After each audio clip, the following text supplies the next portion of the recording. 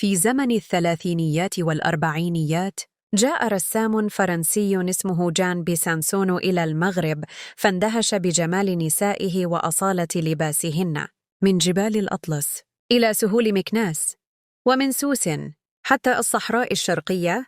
كان يوثق بفرشاته وعدسته نساء مغربيات يزينهن الحلي الفضي بكل ما يحمل من رموز وأسرار: الخلاخل الثقيلة، الخلال البراقة، العقود المليئة بالقطع الفضية، والوشوم الأمازيغية على الوجوه. لم تكن مجرد زينة، بل ذاكرة وهوية تنطق بلغة الأجداد.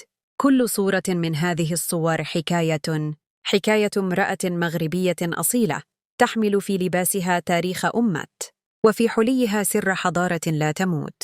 المرأة المغربية كانت وما زالت أيقونة الجمال والأصالة.